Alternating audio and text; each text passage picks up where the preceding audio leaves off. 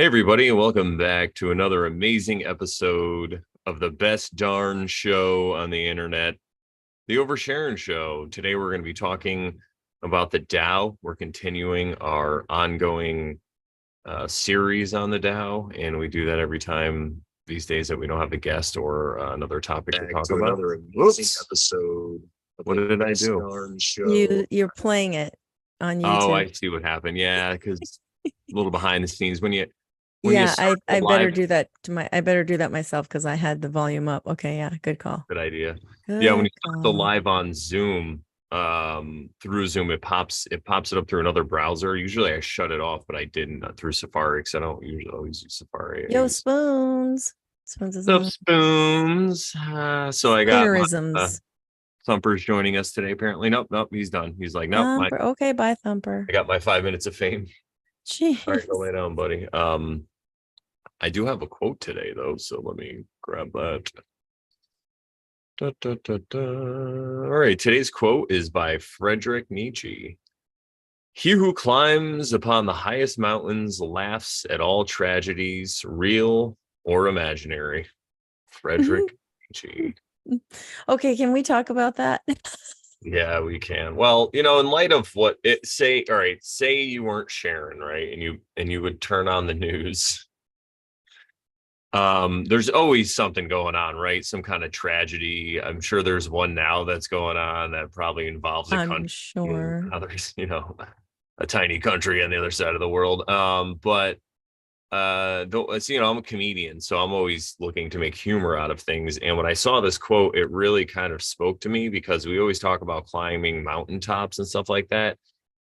And it says, he who climbs upon the highest mountains laughs at all tragedies, real or imaginary. Now, I think they're talking about it's Nietzsche, so who knows? My interpretation would be maybe he's talking about climbing the highest mountains with your consciousness, right? Like raising your consciousness. And when you do that, you're able to laugh at all tragedies, real or imaginary.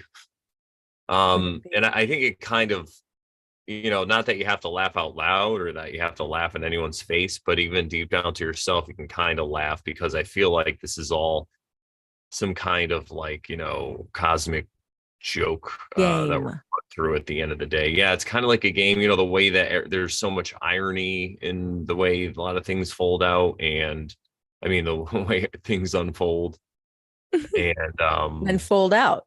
And fold out, when things fold out, sometimes and fold out. And I think fold inside out. Yeah, fold upside down. I think if you're able to laugh at things, even if it's just on the inside, it helps. Of course, I'm sure we're all going to face tragedies in our life that we're not going to feel like laughing at. But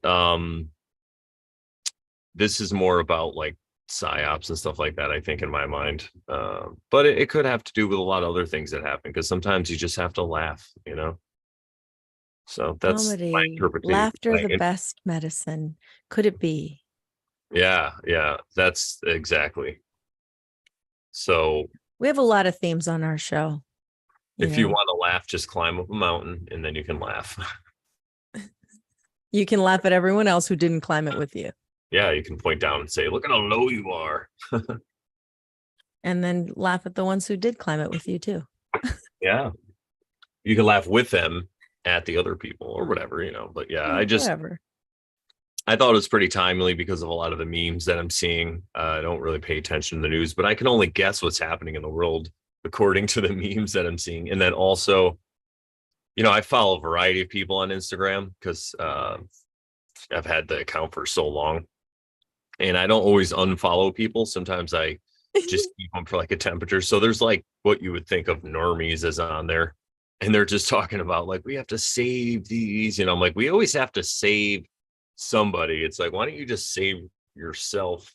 And what I mean by that, not in a selfish way, but save yourself. And then you could save others. Right. Yeah. I was reading about some stuff like that this morning. Oh, yes, because someone in a chat that I was reading through, said something about Ayn Rand. I don't know how to pronounce her name. Yeah, that's right. And said something about don't be selfish. Someone said like don't be selfish, and then someone responded, unless you're talking about the way Ayn Rand defines selfishness. And I was like, huh, because I like honestly, I've like heard about her stuff. I've heard about her book, Atlas Shrugged. I've tried to read it like I really back, I don't know, like 10 plus years ago, maybe 15 plus years ago. I tried to read the book. It's so huge. And I just was like so lost with like what is going on here. I put it down. I never finished it. Did you shrug when you put the book down? Were you like, yes. Sharon shrugged. Me. No, just kidding. Meh. I had no idea what was going on. So I was like, you know what, forget it. And it's funny, I've never read a Cliff Notes about it. So maybe I should read the Cliff Notes. And then when I read it, I have context. You know what I mean? Sometimes I feel like that helps me. That's a great idea. Anyway, the discussion in the chat was about her version of, or her definition of selfishness, which is basically, from what I understand, the kind of selfish that we talk about, which is more like selflessness, but it's more of instead of the path of service to self, it's the path of service to others. Like you said, you put your mask on first before you put it on someone else, because you have to first know how to help yourself before you can. She's talking about an airplane, everybody, when the how air to masks help come other down. people. Yes, I'm talking about the airplane oxygen mask. Yes, indeed. That's an appropriate time to cover your smiling face, I would imagine. But absolutely. Yeah, no, 100% right. If the oxygen drops in the airplane, yes, it's perfectly okay to put on an oxygen mask that falls from the sky or from the airplane's sky. Not if somebody hands you one at a grocery store. But anyway, so no, yeah, I hear you. I think that everybody has their way to kind of define the golden rule and how it applies in their life. And I think that's how it works for Rand. And a lot of people will criticize her because just like anything else, they just hear something about it, or they'll read a little bit. And instead of really doing research, they just will attack it ad hominem attack style. And yeah, it's too bad. I'm not saying I agree with everything she says. I never really did a lot of research, but I used to follow anarcho-capitalism, whatever that is. So a lot of those people will talk about Rand and talk about her books and different things she said. And Michael Tessarion is a big fan of Ayn Rand also. So he talked about her a lot. So I did get to learn. And although I never read her book, I did see the movie Atlas Shrugged. Okay, I did see, I was going to say, I didn't see the movie, but there were like 3 parts. I watched them, but I don't remember them. So I really have to watch them again. Yeah, it's very interesting. I'll just say it that way. Cause I talk with people in the real world, and sometimes they'll talk about like hating rich people or hating the rich, and like, we got to get rid of the rich. And I'm like, yeah, but you're just going to give that money to other people and you're going to make them rich. Like, I get it though. It seems like it's all the rich people's problems. It seems like all the problems are caused by the rich people, but I feel like that's just a condition of this realm. But anywho, that's not what we're here to talk about today. I pulled a card. Oh yeah, that's right. You also have card. Tell me if we've pulled this before, because I know I've pulled it before, but I don't know if I pulled it for myself or for the show. Oh, also synchronicity too. We talked about Ayn Rand a little bit in my podcast with Zeralat that I did. Check that out. Last video that was released on this channel, everybody. So I'm gonna pin you. Did we talk about this one? What is Endurance. it? No, what's under though? Endurance. It says thunder above, wind below. Oh, I don't think we have talked about it then. Maybe somebody in the chat would know. Okay. Spoons would probably know, because I think she's been following the ones that. What's up, Robo Honky? Yeah. He said The Fountainhead was a better book in his opinion. Okay. Fountain. Oh, okay. And who did she write that one? Yeah, I'm guessing. That sounds really familiar. Well, tell me if this sounds familiar, because I'm going to read Endurance, thunder above, wind below. Endurance is cultivated when determination is coupled with flexibility. Long distance runners must adapt to changing conditions while maintaining a strong sense of purpose. Two trees growing near each other bend and adapt to enhance each other's survival. I feel like we have. This sounds familiar. Okay. A strong image of durability is the stable relationship of intimate partners that strikes a dynamic balance between involvement in the outside world and nourishment in the home. True endurance is not based on rigidity because endurance implies flexibility, not being locked in position. Only by adapting to change can we stay in the race, and only by deepening our sense of purpose can we call forth the strength to win it. Continuity is achieved through movement, not by keeping still. That which has ceased to grow is degrading toward death. By actively changing, be actively changing, but stay strongly connected with your roots, your deepest thoughts and feelings. This sounds familiar to me. But yes, still good.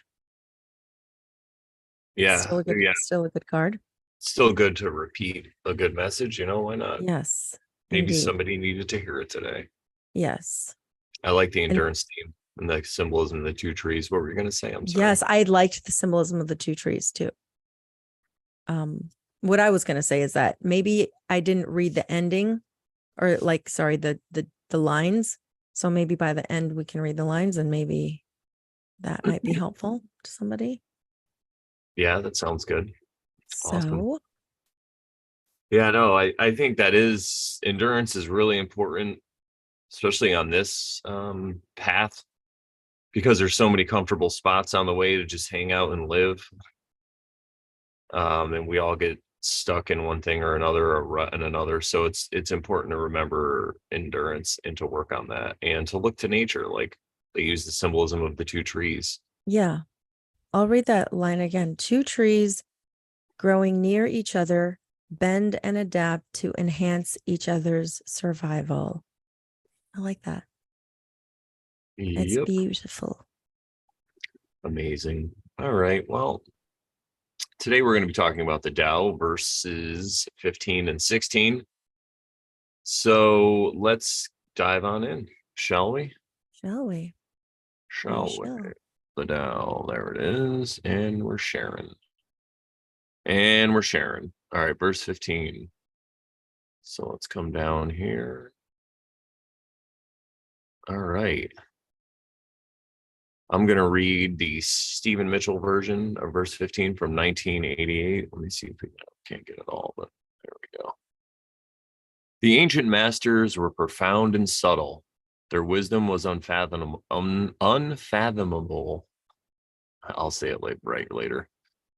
There is no way to describe it. All we can describe is their appearance. They were careful as someone crossing an iced-over stream, alert as a warrior in enemy territory, courteous as a guest, fluid as melting ice, shapeable as a block of wood, receptive as a valley, clear as a glass of water.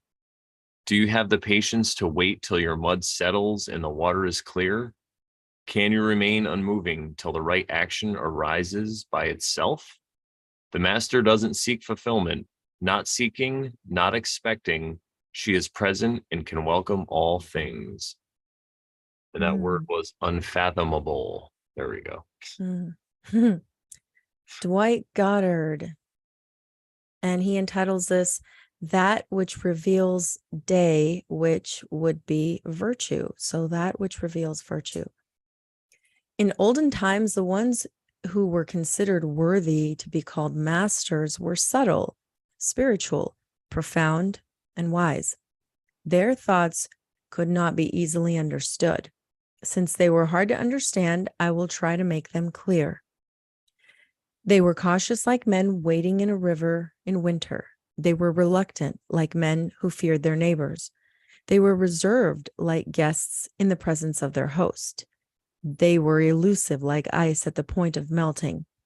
They were like unseasoned wood. They were like a valley between high mountains. They were obscure like troubled waters. They were cautious because they were conscious of the deeper meanings of life and its possibilities. We can clarify troubled waters by slowly quieting them. We can bring the unconscious to life by slowly moving them. But he who has the secret of the Tao does not desire for more. Being content, he is able to mature without desire to be newly fashioned. Interesting. I like some of the parallels. And then, yeah. All right. Verse 15 by Stan Rosenthal from 1984. The title is The Manifestation of the Tao in Man. The sage of old was profound and wise. Like a man at a ford, he took great care. Alert, perceptive, and aware. Desiring nothing for himself and having no desire for change for its own sake. His actions were difficult to understand. Being watchful, he had no fear of danger. Being responsive, he had no need of fear. He was courteous like a visiting guest and as yielding as the springtime ice. Having no desires, he was untouched by craving. Receptive and mysterious, his knowledge was unfathomable. Unfathomable. There we go. Causing others to think him hesitant. Pure in heart, like uncut jade, he cleared the muddy water by leaving it alone. By remaining calm and active, the need for renewing is reduced. Very nice. Aleister Crowley entitles this verse 15, The Appearance of the True Nature. The adepts, is it adepts? Yeah. Or adepts. Adepts. I was going to say adepts, but then it sounded better to say adepts. Yeah, probably adepts. The adepts of past ages were subtle and keen to apprehend this mystery, and their profundity was obscurity unto men. Since they were not known, let me declare their nature. To all seeming, they were fearful, as men that cross a torrent in winter flood. They were hesitating like a man in apprehension of them that are about him. They were full of awe like a guest in a great house. They were ready to disappear like ice in thaw. They were unassuming like unworked wood. They were empty as a valley and dull as the waters of a marsh. Who can clear muddy water? Stillness will accomplish this. Who can obtain rest? Let motion continue equably, and it will itself be peace. The adepts of the Tao, or adepts of the Tao, conserving its way, seek not to be actively self-conscious. By their emptiness of self, they have no need to show their youth and perfection. To appear old and imperfect is their privilege. Very interesting. I like how I'm going to stop this share for a minute. Stop this share. Come on. There we go. I like how again they're talking about the master in most of these, and they're not naming someone specifically. They're just saying this is how someone who has mastered themselves, right? That's what we talk about all the time, what a master is versus a slave, just of your mind. So someone who's mastered their own mind, this is how they act, or this is how they appear. And I really like that. What do you think? Yes, indeed. Great. Let's go back for our verse or line by line reading here. So do you want to read the first part of each one and then go through, or do you want to read like the first and second? You can read the first and second if you want. We can do that. Okay. Yeah, I think that might work. There's enough there, it seems. The ancient masters were profound and subtle, and I'm going to start here with the Stephen Mitchell 1988 version for a breakdown. The ancient masters were profound and subtle. Their wisdom was unfathomable. There's no way to describe it. All we can describe is their appearance. They were careful as someone crossing an iced over stream. I like this because It's a really good analogy of, Mhm, because if you've ever crossed water that was iced over, been on ice, and some of it could be sketchy, you know mm, exactly what they're talking about. Because mm, you're like nice and dry, and you're going to go from dry to soaking wet and cold. It's not a good thing. mhm, Alert as a warrior in enemy territory, like that too. It's compared to the other ones, I think it sums it up really well. Because everybody can just imagine, if they haven't themselves been a warrior, they could just imagine what it's like to be behind enemy lines. Courteous as a guest. This one maybe didn't age so well. Fluid as melting ice, shapeable as a block of wood, receptive as a valley, clear as a glass of water. I mhm. think this one's very concise. Go ahead, go ahead. Yeah, it is. I was laughing at your courteous as a guest. Like, hmm. Let's see what other people say. Yeah, well, I like it because it seems like it hasn't aged well. So maybe guests used to be courteous. Yeah, I know. That's why I laughed. All right. All right. Okay, go ahead. You can. All right, I will read the first little part of verse 15 from Dwight Goddard. And he entitles it again, That Which Reveals Day, which is virtue. All right. In olden times, the ones who were considered worthy to be called masters were subtle, spiritual, profound, wise. I guess he kind of sums it up right there, huh? Mhm. And he says their thoughts could not be easily understood. And it's compared to Stephen Mitchell. He says there's no way to describe that. Or he And also said their wisdom was unfathomable. oh yeah. Yes. Their thoughts could not be easily understood, so their wisdom was unfathomable. Yeah, good call. And then so since there's no way to describe it, we can describe it. All we can describe is their appearance. That's what Stephen Mitchell says. And Dwight says, since they were hard to understand, I will try to make them clear.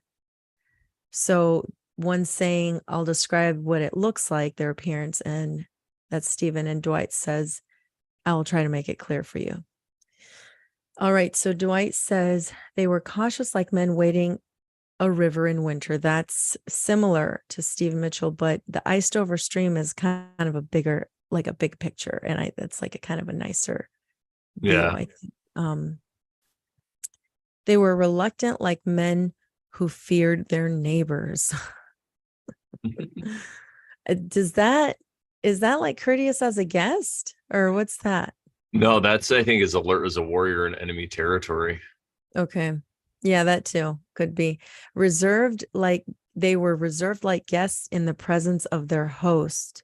Okay. Yeah. So that's the courteous as a guest. That depends on the courteousness of the guest, I suppose. In olden times. Yeah. Yeah. Just like Dwight says in olden times. They were elusive like ice at the point of melting. So that's similar to fluid as melting ice. They were like unseasoned wood, and the other one says shapeable as a block of wood. They were like a valley between high mountains. And then Stephen Mitchell says receptive as a valley. That's interesting. Receptive.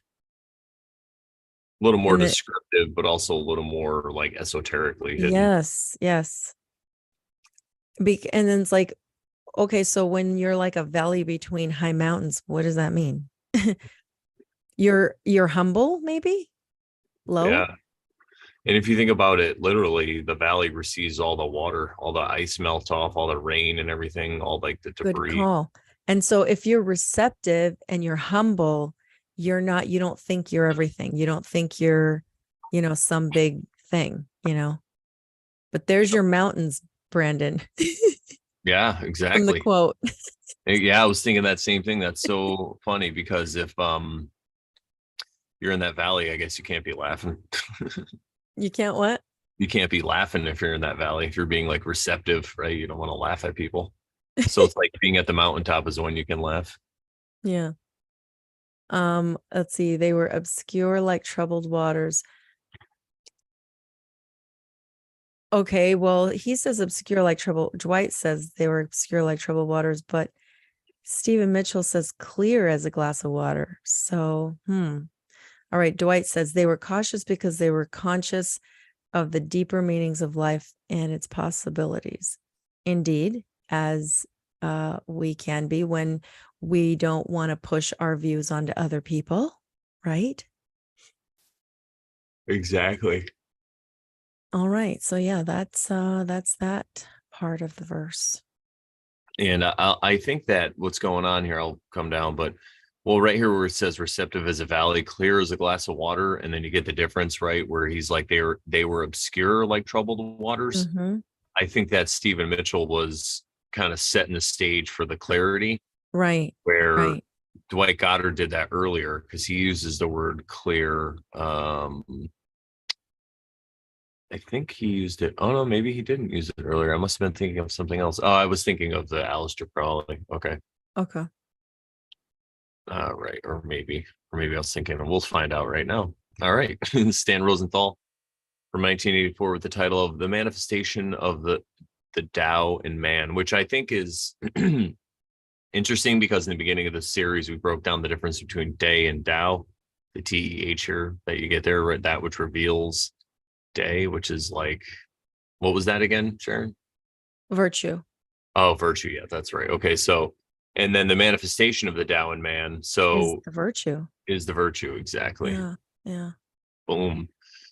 The sage of old was profound and wise. Like a man at a ford, he took great care. Now, instead of saying an iced over stream or stream in the winter, he just says like a man at a ford, which is shallow crossing of a river. So, if you're into fantasy books, you definitely know what a ford is. If you've read Lord of the Rings, it's where a river sometimes it'll get wider, but it gets less deep, and sometimes there's a bunch of rocks you could just cross right over with your horse. Okay. And maybe just get your feet wet, but you do have to be careful because you could fall in. I think of the word fjord too. Oh yeah, but like I don't know if those are related. And no, I think they both just have to do with water, but it might have been from that word. You're right. Like a crossing at the fjord. Maybe they just started calling it ford. That's why I have a Buick. He was profound and wise, like a man at a ford. He took great care. So if you have a Ford, you have to be careful, is what they're saying. That's why I have a Buick. Yeah, he took great care. Alert, perceptive, and aware, desiring nothing for himself and having no desire for change for his own sake. His actions were difficult to understand. So he basically took what you see in the top right there, the top two, and because they're very similar, but he just kind of put it in his own words or different words. I mean, maybe that's not what he did literally, but he definitely translated this a little bit differently for people. Yeah, he does. And he kind of starts like merging the whole thing, where the other ones are maybe doing a line by line translation. He's probably just like merging it into like a short paragraph. Yeah, he's what's the word? Aggregating it. He's aggregating it for us. Yeah. All right. You want to read that next little piece? Yes. Being watchful, he had no fear of danger. Being responsive, he had no need of fear. He was I like that part because we always talk about you shouldn't have fear, right? Mm-hmm. There's no fear, but fear is always going to creep in. So it's kind of impossible to not have fear. It's just about acting in spite of fear, right? And responding. Yeah. How do you respond to it? Yeah, exactly. And he said, being watchful, he had no fear of danger. So he was always present, right, of what was going on. Yeah. Vigilant. And being responsive, he had no need of fear because he knew he was just going to take care of things in the moment as they happened. So I think this is kind of like living in the moment. Yeah. Yeah. Stan Rosenthal's way to like explain about present moment stuff. He was courteous like a visiting guest and as yielding as the springtime ice. So he uses ice and water in just a different way, talking about how yielding it is in the springtime when it's cracking and it's starting to thaw out. Good call. Having no desires, he was untouched by craving, receptive and mysterious. Yeah, so he talks about basically like desires right there. Oh, well, yeah, exactly about desires, having no desires. And receptive and mysterious, his knowledge was unfathomable, causing others to think him hesitant.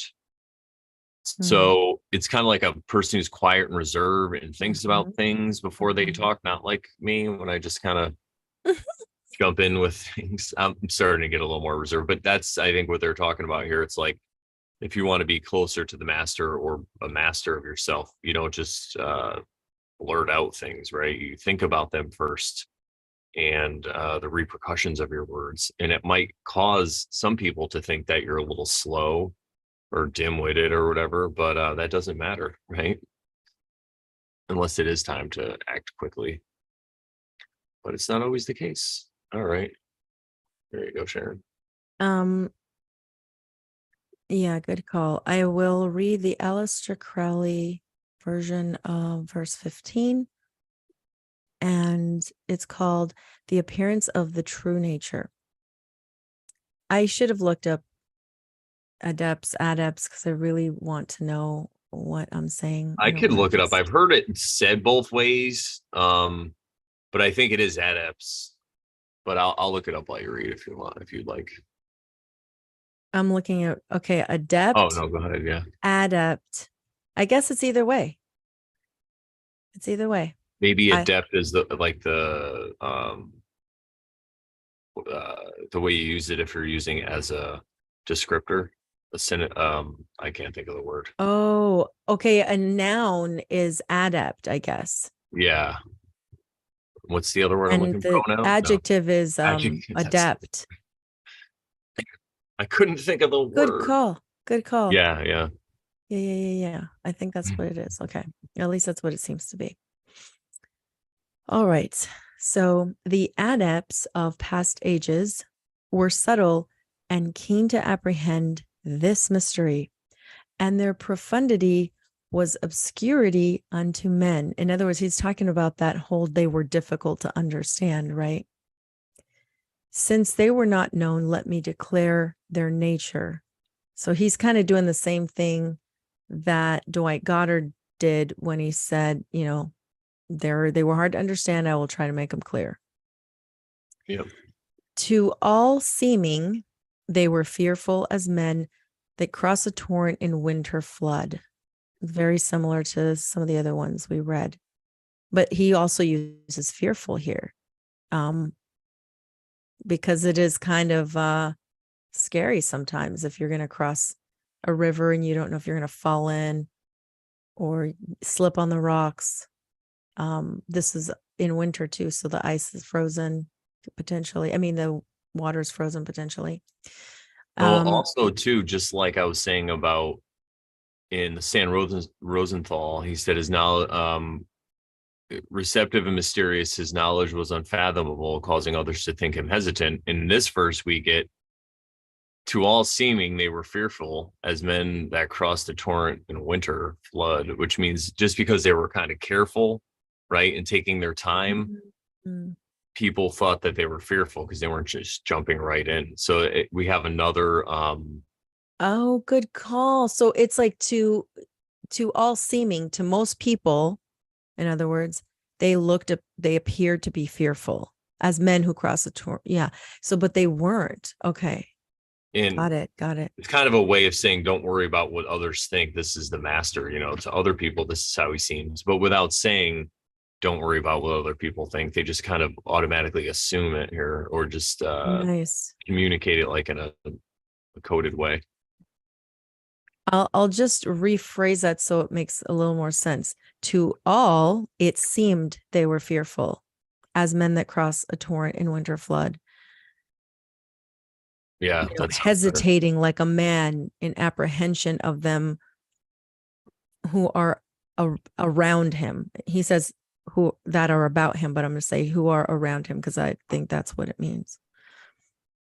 They were full of awe like a guest in a great house. Now that makes a lot of sense. Being like in awe and wonder at like if you're visiting a mansion and you don't live in a mansion, and you're like, oh my gosh, look at the stairwell, look at the vase. That's so gorgeous. Look at all this. It's amazing. They were ready to disappear like ice in thaw. Interesting. That's a different way of using the water and ice thing. Yeah. They were unassuming, like unworked wood. It's just, I like that, unassuming, that's a great way to put it. They were empty as a valley. Okay, he just says empty as a valley. The other ones, at least Sam Rosenthal doesn't talk about a valley, right? Only Stephen and Dwight. Yeah. Stephen says receptive as a valley, and Dwight says like a valley between high mountains. But now Aleister says empty and dull as the waters of a marsh. So there we go with the ending with a kind of a marshy, dull water that's not clear. So I think, was it Stephen Mitchell who's already proposing that it's going to be a clear water because you've let it be still. So they're working up to that. Yep. Oh yeah, I guess we can scroll up now. Awesome. Yeah, I like the different uses of water, and it's cool because when people are getting into symbolism and want to learn about like the tarot and specifically the suit of cups, and it has all to do with water. Water is such a great analogy for spirituality and all these different things because of its tendencies. So instead of trying to explain to somebody, how spirituality works or whatever, you just say, well, look at a running stream, or look at melting ice, or look at somebody who's crossing iced over waters. And yeah, I think it's pretty brilliant. Yeah, the description of the master, the description of the virtue of the master, right? Yeah, that's what this verse seems to be about. All right, let's get to the ending here. Boom, boom, boom. So the Stephen Mitchell 1988 version. The end of it is, do you have the patience to wait till your mud settles and the water is clear? I like that because it says your mud, right? I like that. And the water is clear. Can you remain unmoving till the right action arises by itself? Woo way, doing, not doing. Yeah, because so many times we try to force things to happen. It's because it's what we want to happen, right? And then when things that we don't want to happen, we fight against them and we struggle against them. Well, it's kind of like saying, well, can you remain unmoving till the right action arises by itself? And it's just a question, right? The master doesn't seek fulfillment, not seeking, not expecting. She is present and can welcome all things. I really like that because, it's talking about fulfillment, and so many people feel like they're not fulfilled, and that's where we get a lot of these forms of escapism, really, from whether it's like drugs or behavior or TV or whatever it is. A lot of times, not that any of these things in themselves can be bad, but when you're seeking them nonstop for fulfillment because you don't feel like a full person, that's really what fulfillment means, right? To make full. I think that you get into some issues and some troubles, and that's what they're saying. The master doesn't seek fulfillment. So if you want to be like the master, could it be? Then it's not about seeking fulfillment. Just be.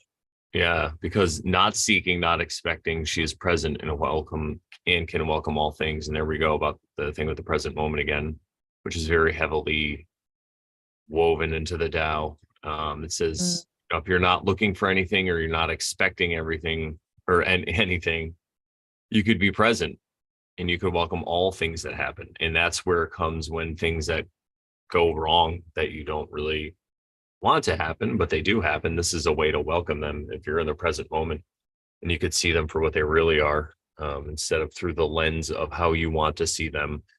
So, if you get a flat tire and you're on your way somewhere and you're going to be late and you get a flat tire, you could be upset. You got to change the tire. You got to call AAA, whatever it is, or cancel plans.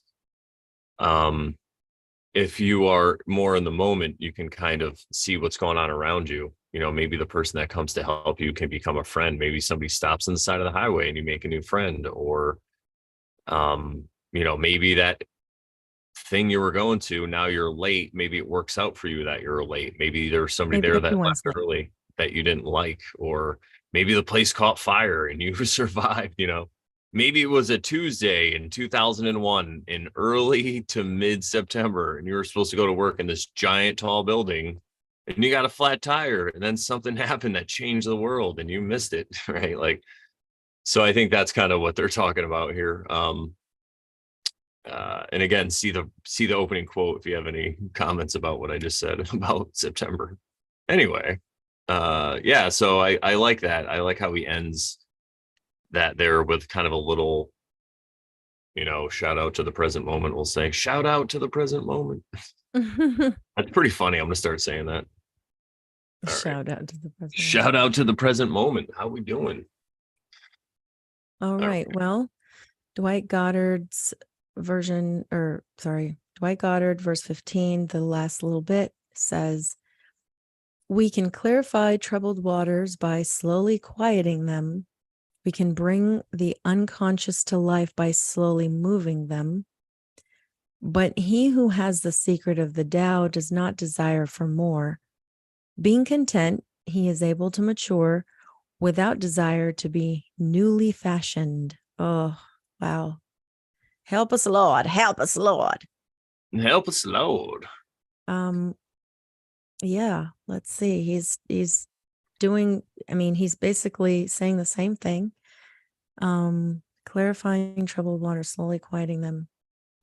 It's like Stephen Mitchell was asking as well. It reminds me a lot of meditation. It's like quieting your waters, letting your mud clear. That's what it felt your like. Emotions, water's emotions. Yeah. And then your mud, that could be a filter, right, for the way that you see the world. So if you look at earth and water together, mud, playing in the mud, yeah, with earthly things in this realm and with emotions, right? So it's all about forgetting that there's the spiritual, there's air, and there's fire, and there's spirit, right? You're just stuck in the mud because your emotions and then this worldly things got you down. The worldly things got you down. Well, call me. Go to morelawsmoreproblems.com. It reminds me of, it's funny, Sharon, the lovely Sharon, she shared this hilarious picture. I was going to say meme, but it was just a picture of an advertisement where there was a people like with their pets, and it was like, are you afraid that your pets are going to be left behind when you get raptured up? And it said, if you pay us $9.99 a month, your pets are guaranteed to go with you in the rapture or something like that. And it reminds me of that because people, I'm sure, fell for that, and it would be the people who are stuck in the mud, right, with their emotions for their cats and the worldly things, or their dogs or whatever it is, and not the worldly, but like the physical things. Because if you're truly in contact with all the elements and you have them balanced as as best as we can, no one's perfect, right, or we're all perfect, but if you have a better we'll just say a more wider worldview or aperture, right, you could see that the animals that are with you, one day they are going to die, and they are just energy, probably just like we are. So it's really nothing to be sad or upset about, and it definitely doesn't warrant paying $10 a month. And I'm sure, yeah, here it is. I love how the phone number is still there. Most importantly, to ensure that they are either atheists or non-Christians. That's funny. All our staff is based after the rapture pet care. It's so silly, isn't it? Oh, I see what it says. I totally misread that. I thought it said your pets will be raptured for you. It says there's somebody there to care for them. Yes. That's even funnier. Isn't it? Yeah. Oh, that's what I get for skipping ahead. Sometimes I do that. I Shall we skip read ahead. it? Shall we read it out loud? Yeah, let's read it. It's pretty funny Okay, when hold on. I misdirected everybody. So it's my bad. Worried about your pets after the rapture? After the rapture pet care, be prepared for the care of your pet. For just $9.99 per month, you can register your pet to be professionally cared for after you are raptured. All of our staff have been hand selected based on their love of animals. First, but most importantly, to ensure that they are either atheists or non-Christians. Call today. That's hilarious. Oh my gosh. You're gonna have to hand your pet over to a heathen. How dare you? But they love animals. What if they love to eat animals? Like, it doesn't say how they love animals. Like, God. you won't even know. Oh, there's two dogs playing in the yard next door. Well, 2 yards over, but that's pretty crazy. What a synchronicity. I've been having some crazy synchronicities lately, like the Wheel of Time book, which I completed the entire series, but there's a prequel, is a little shorter that I'm kind of listening to now at a slower pace. But yeah, so there's a character though in the Wheel of Time. His name is Galad. When I was driving the other day, because there's so many characters, but they just happened to be talking about him, and I was going by a place called Galid. It was like Galad just spelled a little differently, right as they said his name. It's pretty crazy. But anyway, there's so many synchronicities. I Yes. had another one, but it'll come back to me. But yeah, anyway, don't get stuck in the mud. I think it's funny because it's such a euphemism. Is that the right word? Or a saying that people will say, right? Don't get stuck in the mud, or you're just stuck in the mud. And people don't really think about the deeper esoteric or even spiritual meaning of what it could mean. Yes. Because water is okay, you can drown in it, but if you're in water, it's easier to get out, right? But an earth is solid, but when you mix the two and it's a bad mixture, you can get stuck like quicksand. Mm-hmm. And Yeah. I also would like to say that I thought quicksand was going to be a much bigger threat when I was a kid watching cartoons. I thought when I was growing up, I'd have to deal with You could quicksand a find lot more. quicksand everywhere. I think somebody did that as a bit or something, or maybe I saw it as a meme, but I just wanted to share that with everybody. So anyway, how's the chat doing? Since we're taking a quick little break. I will tell you about my mud experience when I Yeah. was in Israel. Ooh. And we went to I the don't know if Dead you could talk about that. Sea. Yeah, I went to this small country at the eastern part of the Mediterranean. Right at the And tip. yeah, and we went into the sea that was called the Dead Sea. Ooh. And they had these like mud. They would tell you like you could get into the mud and like put it on your body, and it's like exfoliating and it's cleansing and whatnot. And then you go and you rinse it, you rinse it off. But I did not expect what it was going to be like to be in mud like that. Mel, hang on Literally really quickly. Mel takes, said, it's Palestine, Sharon. I know, right? This small sliver of land at the eastern tip of the Mediterranean Ocean. And when I If you're put at the my highest mountaintop, you can laugh. Anyway, sorry. yeah, when I put my foot in, like I almost fell like head first in, because your foot just drops because it's just all mud, and you have to kind of like lift your foot because you can't tell. Sometimes the mud is like solid and you can step on it and it won't fall, but then there's another piece next to it that's like not solid, and your leg will just go through. So like you can totally fall, your whole face and everything into the mud, into the water. How deep is it at some of the deeper points? How deep was it? I didn't go into like the deep part, but I did like try the whole floating thing, and yeah, you can easily float. It's amazing. Yeah, that was in 2012. Mel said, just kidding. That's all right. You brought humor to our show. That's hilarious. I think everybody here gets what's going on over I there. Like, forgot about that agree. mud experience too, actually. That's until you when was mentioned that? it. 2015? It was 2012 Oh, 2012. Ooh, when I went out there. Yeah. even better. We're getting some And then I hard went to Petra as well. I got to see the that cool, like, whatever side of the city and the cliff or whatever it is. Yeah, the stone city or whatever. Did you get to go inside? No, it was closed off. Of course. Is that like a valley or like is there like another cliff on the, like, so here's this stone. Is there another one on the other side and you have to walk through a valley, or is it just open? Well, it is, because there's more, so you're walking through and winding through these like cliff, basically. Oh, all right. And it's, you like walk out of a little sliver and then you see Petra. Oh yeah, that's amazing. That's right. That's what I thought. I think that's what I thought. I think what I remember hearing about that was the reason it was constructed that way was to keep armies out, or like if an army came in, you can only get through like one or two at a time, so it wouldn't be that much of a threat. Like you can hold that pass with a small group of people. So yeah, like a bottleneck. That's really it is a bottleneck basically, and it's winding, and it's like, it's almost as if water eroded just that little thing between the rocks, between the big magic dirt. Yeah, I wonder how it got there.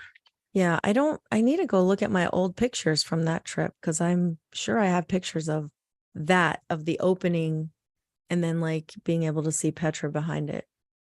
Yeah, I would love to go inside there. I'm sure they don't allow people in there for various reasons, but I wonder if there must be a whole city in there, right? Yeah, it was. And they took us around, like once you get into Petra, then you can get on some camels or donkeys or whatever, or you can walk, and then they take you along, and then you're just in this like valley area, and you can see to your left, to your right, all the more like rock formations and people who like probably lived in those. So I cool. I don't remember details, because I just remember big picture stuff. That's how I am. Yeah, I hear you. That was a while ago. I'd love to live in Iraq. It'd be awesome. I wonder how much rent 11 is. years ago, actually. How much is rent in Iraq? Yeah, at least 11 years ago. Unless it was like buildings that got melted. Could it be? Yeah, I mean, who even knows, right? It's probably an underground city, I would imagine.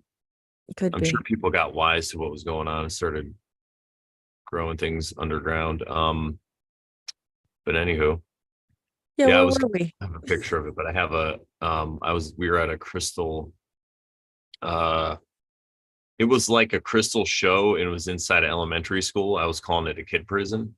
Like, we gotta go to the prison. And it was pretty cool. There was just like the gym and then some other room. There were some people just set up with tables, and we got there late toward the end. And the second table that we went to, this guy was like, this is great, because he's like, you know how that comedian that we talked about used to, whatever, he would talk about having a J in like certain areas. Like he's like, I got my J's that can do this for me or whatever. Well, this guy, I'm pretty sure he was a J, but he was into crystals, like hardcore. So like, you have a guy, right? And we were talking. They had an ephod of like 12 crystals that represented each tribe. Oh, well, they should be into crystals, right? They totally should be. And he seemed to like he was going to Germany. He's like traveling all over, and he had this one piece. I have a picture of it. Maybe we'll show it next time on the show, but it was like this giant, it was like probably about this big. It looked like a log that was just opalized and petrified. And he had a smaller piece that was probably, and I ended up getting this piece. It's like I only got two things. It was this piece and then one other really small one from the whole show. But it's same thing. It looks like a log, and then you can see the inside of the log. And instead of being like petrified wood, it's all opalized. And if you put a light through it, we have a black light and another light, even where the bark is like clear. It's really, really cool. So, yeah, I mean, we talked about this before about petrified wood and crystals and all this stuff, but I'm sure there were some things going on. I don't know why I started telling that story, but it was a good aside. Oh, All because we right. were talking about what the buildings must have or could have Oh been. yeah, yeah. And who knows? Oh, and we were talking about hiding underground, and Yeah, caves and stuff. we were having a conversation. I think the lady who cuts Elizabeth's hair was here, and she doesn't get her haircut very often, but she comes to her house. So she was here, and we were showing her crystals because she was into them, and I was telling her about the how people formerly thought that petrified wood and all these stuff took like millions and millions of years, but there's like been proof in like cases of it happening like instantly from a lot of energy or whatever. So pretty interesting conversation that I showed her that piece of wood. And she's like, this does look like a piece of wood. I'm like, yeah. And if you think it's got to sit in mud to petrify, why would it still look like bark? Like, why wouldn't that, I don't know. It just doesn't jive with me, man. But yeah. Anyway, I'm not a geologist, everybody, though. So don't take my word for YouTube. All right. Let's get back to the Where old were we? Dow, shall we? Where Let me were we? pop it up, and then I think we were at the end of. I didn't finish that, right? No. Okay. So, well, it's all right. You can read it. Even if I did, I'll do it Yeah, again. exactly. But okay, so we can clarify troubled waters by slowly quieting them. We can bring the unconscious to life by slowly moving them. But he who has the secret of the Tao does not desire for more. Being content, he is able to mature without desire to be newly fashioned. I'll go back to where he talks about we can bring the unconscious to life by slowly moving them. I think he means the waters, right? Yeah. Slowly moving the waters as opposed to like, going crazy with them. Okay. If you have any more thoughts on that, do tell. Well, I think I just have to move the chat around. Hey, Joe, what's going on? And Blue Kachina in the chat says, my great grandparents built hotels in West Texas out of petrified wood. Wow, that's neat. That's freaking cool. I would have stayed. I'd love to stay there. He feels like Dwight Goddard is a lot more concise than Stephen Mitchell. Like he's pretty quick with it. He just has about 4, maybe 5 lines. And it's kind of saying the same thing in the beginning. Really sounds like it. It's just in a different way. He's, instead of asking the questions, he's just kind of making a statement about the way things are. And he doesn't really go into, I think what Stephen Mitchell does here is he goes into a little more detail about the present moment and desires and all that stuff. So yeah, I guess that's what I would say about that. Okay. So let's see. Yeah. So he does not desire for more. Stephen Mitchell says he doesn't seek fulfillment. And then he's content, right? Being content, he's able to mature without desire to be newly fashioned. That's cool because it's like you have to be happy with who you are, where you are right now. Yes, we're all tempted to just be like, I wish XYZ, like, why can't it be this way right now? Well, there's a purpose, right? I have to preach to myself too. So don't think I'm preaching to y'all, I'm preaching to myself. There is a time and place for everything. There's a reason for everything happening the way it's happening. And so I could, just be like, be content, and I can mature without desire to be newly fashioned. And yeah, that's not easy to do. Yeah, and I think it's important that you said that you're speaking to yourself, because I was thinking about this the other day. A lot, and we probably say this too a little bit on the show, or once in a while we'll tell people, we're still working on ourselves. But I had this clear thought that I'm like, the Over Sharon show, I'm pretty much talking to myself the whole time, really, like all these, because what I'm doing is I'm sharing these ideas, oversharing these ideas that I picked up through my aggregating. And because we're not telling you what to do. We're not telling you what to do. We're not telling you what to do. We're telling ourselves. Yeah. That's why I'm looking at myself on Zoom right now. And I'm like, you, Brandon, this is you. Because, we find out all these great techniques and these different things. And sometimes we'll use them, like meditation or tuning forks or tarot or whatever it is. And sometimes we'll read about something and we won't use it, but we'll still kind of take that knowledge of what it is. And it's in the back of our mind. And, a lot of people overnight, they just want to become this new person. They hear about all this stuff and they want to just become it right away. They want to become the master. And I think maybe there's a way to just overnight become the master, but the road that we're on, it's a kind of a slow process where you're working with things like your desires or your state of mind or victim consciousness and all this different things. So the more we say it on here, it's great because we're saying it to ourselves. So we're reminding ourselves weekly on how to do it. And then it's great because we're able to share it with other people who can then, instead of going through all the stuff we went through, they could just kind of, if they don't have that much time, if they only have like an hour and a half a week, they could just listen to what we have to say.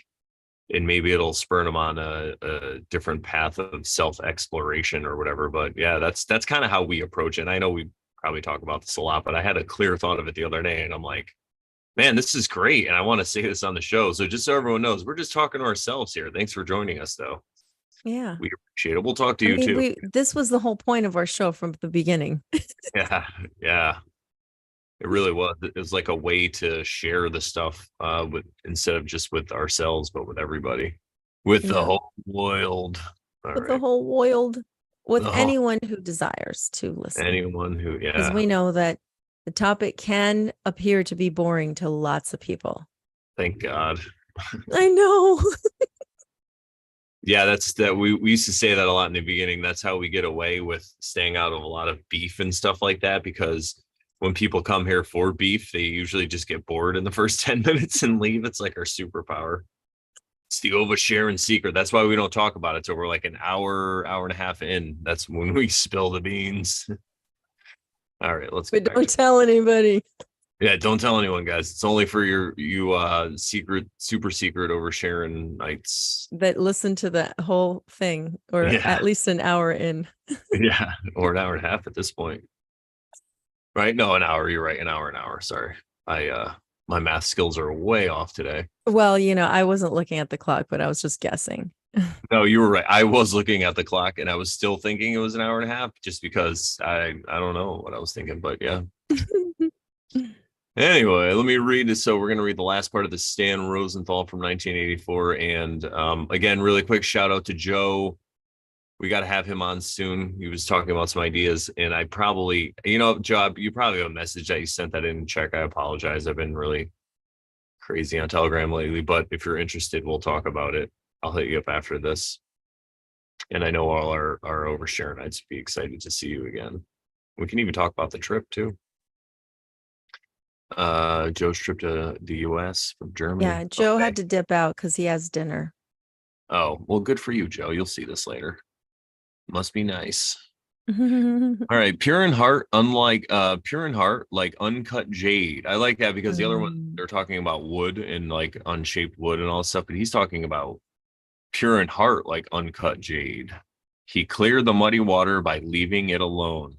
By remaining calm and active, the need for renewing is reduced. And how concise. Yeah, I was thinking the same thing. It's the shortest of all the endings. It's like it's like in the beginning of the Tao and his interpretation, Stan Rosenthal was very wordy and very airy, but now that he has it going, he's using the momentum from the other ones, I feel like, to just kind of breeze through in an airy way, right? So if you being airy doesn't mean you have to be, very wordy all the time, but yeah.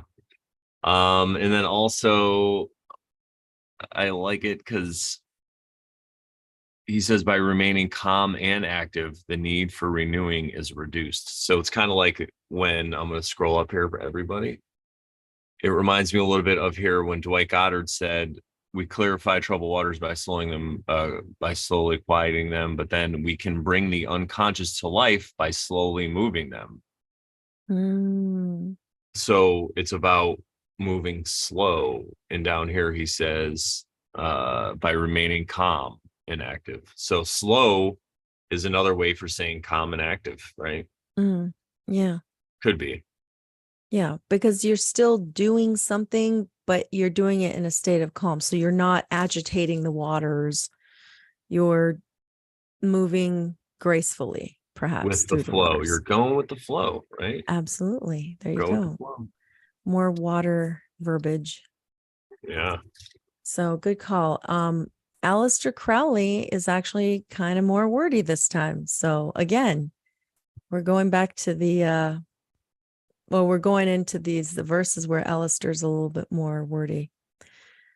Verbose, shall I say. All right. So his verse 15, like the ending of it says, "Who can clear muddy water? Stillness will accomplish this. Who can obtain rest? Let motion continue equably." I'm going to look that up because Equably, probably, right? Yeah. It's I'm just just so going to used these double days. check. Yeah. Oh, it's again, it's either way or either way. Equably, equably. I like it. All right. Who can obtain rest? Let motion continue equably, and it will itself be peace. Were we just talking about that? By remaining calm and active. Like, perfect, almost exactly what he was saying there. The adepts of the Tao, conserving its way, seek not to be actively self-conscious. By their emptiness of self, they have no need to show their youth and perfection. To appear old and imperfect is their privilege. Wow. That reminds me of Dwight Goddard saying, being content, he is able to mature without desire to be newly fashioned. So he's like, I'm aging gracefully. I don't need to be in the utter epitome of youthful forever just to show that I am content. Like it's, yeah, wow. That's There's no other, profound. I mean, it's one of the highest states of being content with the way things are is to accept your appearance as you get older. You know, for some people like me, it's easier. They seem to be aging backwards. Okay, Benjamin Button. Yeah, that somebody brought that up at a wedding. It was funny. I'm like, I feel like I'm aging backwards. He's like Benjamin Button. I'm like, exactly. Brandon Button.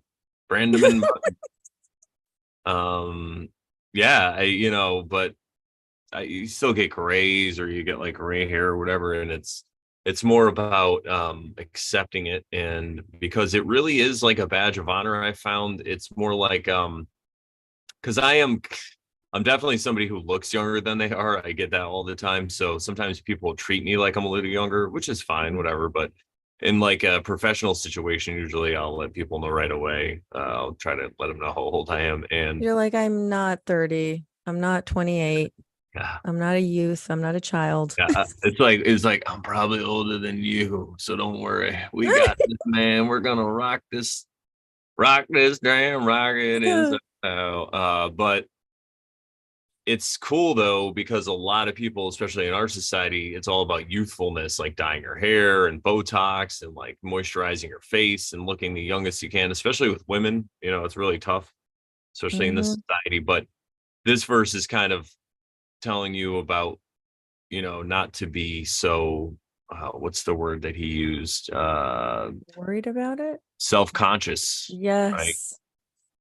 It's like appear old and imperfect is their privilege. Like they have no need to show their youth and perfection. Like, so you have no need to go out there and try to look young and show how awesome and perfect you are, because to appear old and imperfect is their privilege. Like, listen, I've been in this realm, in this physical realm, in this incarnation for this long, whatever that means, more than you. And I've seen things and I know things and I've done things. And some things we can't talk about on YouTube. No, so like not covering my smiling face, but yeah, so it's like a badge of honor. It's more like a general, or you'd look up to like a leader in the community, or like an elder, right? It's more like that. Like they're proud of the way that they look, because the way they look, everything they've been through has affected it and made them look this way. So yeah. Indeed. Indeed. And I really like the Aleister Crowley version on this. Yes. Amazing. Shall we dip into the next verse, or did you have more you wanted to? So I was thinking also about the self-consciousness, and how we were earlier talking about Ayn Rand and her talking about her version or her definition of selfishness, right? And this is it just made me think of that self. Yeah, that's perfect. I like that, because that the selfish thing, selfish, selfless, selflessness, selfishness, all this, it's it gets very tricky.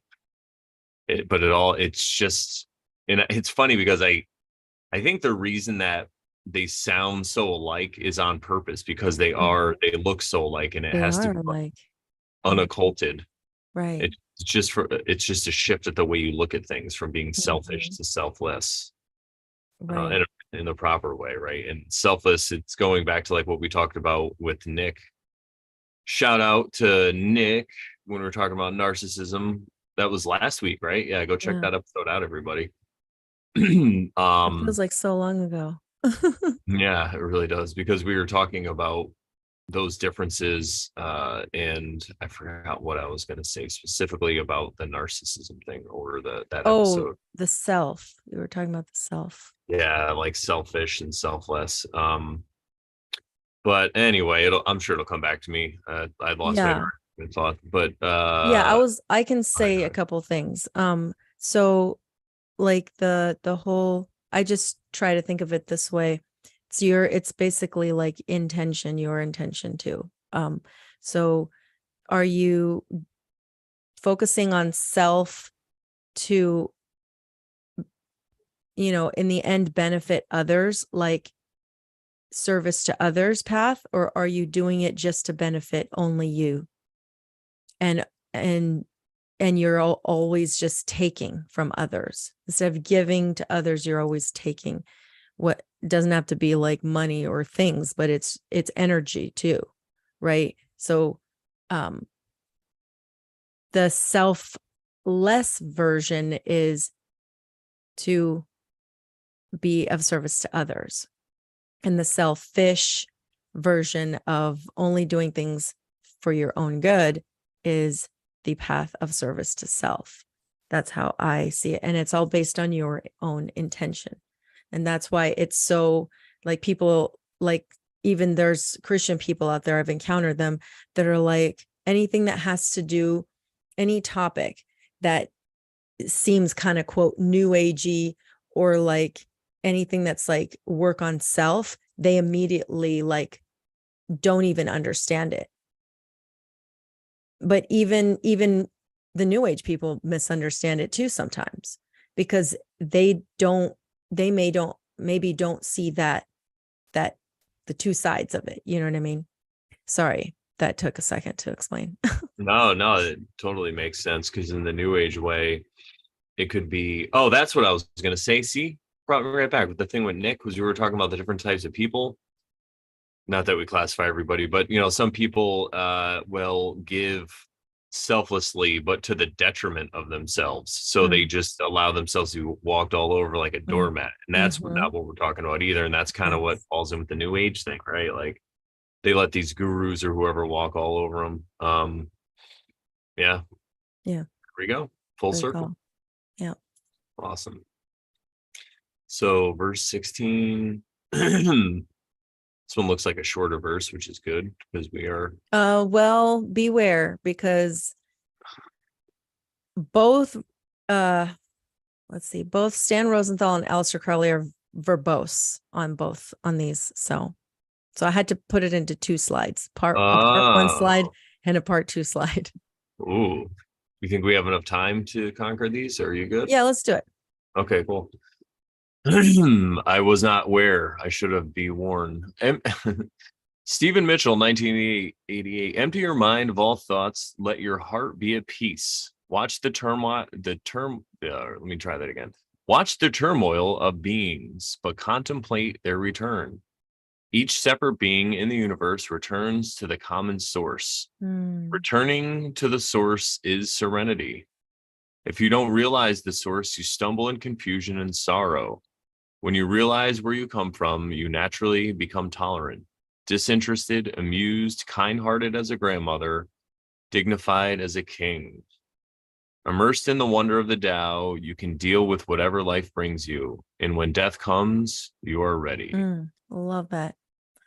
I will go to Dwight Goddard, verse 16. It's entitled Returning to the Source. Seek to attain an open mind, the summit of vacuity. I'm pretty sure that's how you pronounce it. Seek composure, the essence of tranquility. All things are in process, rising and returning. Plants come to blossom, but only to return to the root. Returning to the root is like seeking tranquility. It is moving toward destiny. To move toward destiny is like eternity. To know eternity is enlightenment, and not to recognize eternity brings disorder and evil. Knowing eternity makes one comprehensive. Comprehension makes one broad-minded. Breadth of vision brings nobility. Nobility is like heaven. The heavenly is like Tao. Tao is the eternal. The decay of the body is not to be feared. I love this. This is a great verse. It's a death verse. Yeah, I like that. And it's funny because we were just talking about decaying. It says the decay of the body is not to be feared. Oh, amazing. So when you read this, remember to go to part 2 when you read the rest of it. Gotcha. It is only by means of being that non-being may be found. When society changes from its natural state of flux to that which seems like chaos, the inner world of the superior man remains uncluttered and at peace. By remaining still, his self-detached, he aids society in its return to the way of nature and of peace. The value of his insight may be clearly seen when chaos ceases. Being one with the Tao is to be at peace, and to be in conflict with it leads to chaos and dysfunction. When the consistency of the Tao is known, the mind is receptive to its states of change. It is by being at one with the Tao that the sage holds no prejudice against his fellow man. If accepted as a leader of men, he is held in high esteem. Throughout his life, both being and non-being, the Tao protects him. Very cool. All right. Well, Aleister Crowley, verse 16, he entitles it The Withdrawal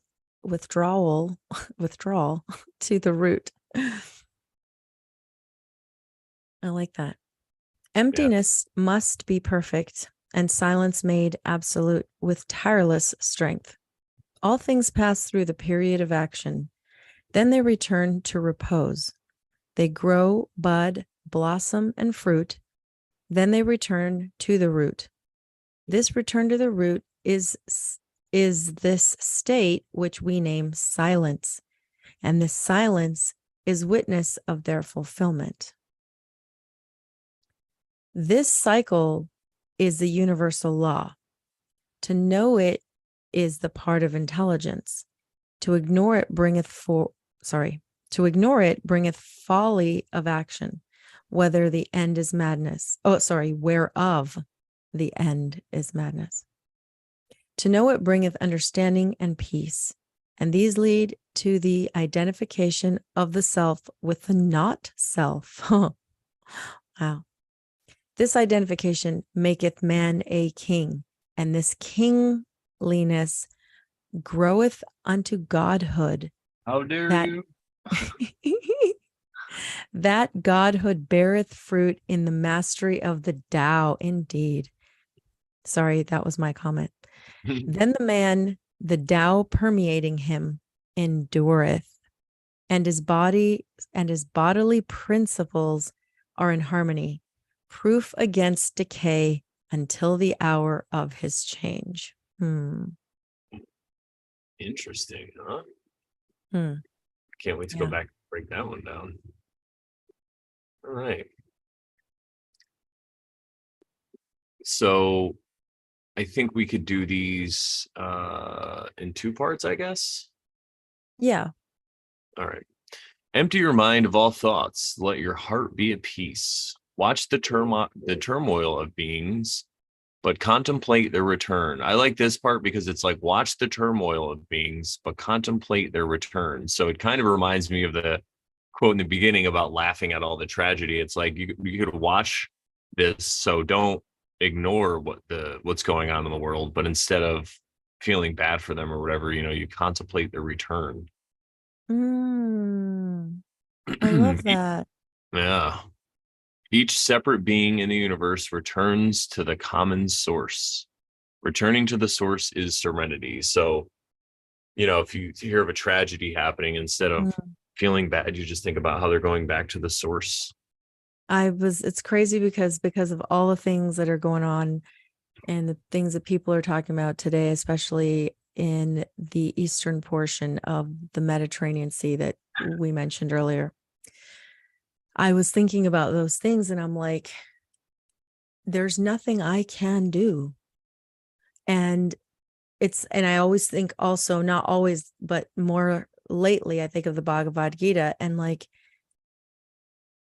these just are part of the Dharma, the part of karma. And it's like, if that happened, it was meant to happen. I'm not being what is it called? I'm not being unfeeling.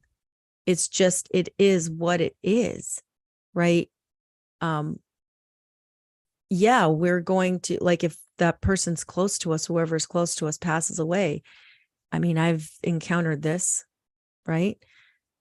You're going to miss them. You're going to miss their presence here. And it's okay to cry and miss them. But when you think of the true answer, or what really happens is, like you said, they're going back to source. So how can that be a bad thing? I shouldn't be upset in that way. Again, not preaching to anybody, right? But we're talking to ourselves here. Yeah. So I was thinking about people in the world that are encountering these things because people are perishing, and it's a way to look at it in a positive light. Yeah. Could you do anything to stop what just happened? No. Could you change it? No, it happened. But there's nothing wrong. They will go back to source. They will come back because we're all part of source. We're all just going to go back to it. And that is a good thing. Yeah, 100%. You're kind of, when you're not accepting it, it's like you're not trusting the plan of God. Could it be? Could it be? How dare you? Gotta trust the plan. Awesome. All right. That was that part, right? We'll read the 2 others together. So I'll read Dwight Goddard, verse 16. Oh, yeah, go ahead. Sorry. Oh, you're fine. You read only that spot, right? Yep. Did you finish it? I didn't read the whole thing. I think I just read the first part. Yeah, so I have to. Okay. No. If you don't realize the source. No. Oh, okay. You read Returning to the Source of Serenity? Yes. Okay, we'll end there because the other 2 parts are on one. Gotcha. You know gotcha. Oh, I see what you're saying. Okay. Yep. So go ahead. All right. Returning to the source, Dwight Goddard names this verse 16. Seek to attain an open mind, the summit of vacuity. So like a vacuous thing is like empty, right? Seek composure, the essence of tranquility. All things are in process, rising and returning. Plants come to blossom, but only to return to the root. This reminds me of a Bible verse, you know. I can't remember which one right now. Returning to the root is like seeking tranquility. Ooh. It reminds me of when people say, who needs sleep? I'll sleep when I'm dead. Yeah. I'll sleep when I'm dead. It is moving towards toward its destiny. To move toward destiny is like eternity. I love this. That's beautiful. I mean, I really don't know what else to say about this, because it's really just it's just giving a different perspective, a different view with different words of the same thing we just talked about. And Yeah, so exactly. returning to source, right? That's crazy. All right, so Part 1 of this verse 16. all right. It is only by means of being that non-being may be found. When society changes from its natural state of flux to that which seems like chaos, the inner world of the superior man remains uncluttered and at peace. By remaining still, he is self-detached. He aids society in its return to the way of nature and of peace. So it's about reacting, right? Or not reacting, and I like how it says, which seems like chaos, right? When society changes from its natural state of flux to that which seems like chaos. So it's again, it's like, is it really chaos going on out there? Like, are these things happening that they're, all this stuff they talk about in the news and, these bombings and stuff, is it really happening the way we think it's happening? But again, even if it is, the inner world of the superior man remains uncluttered and at peace.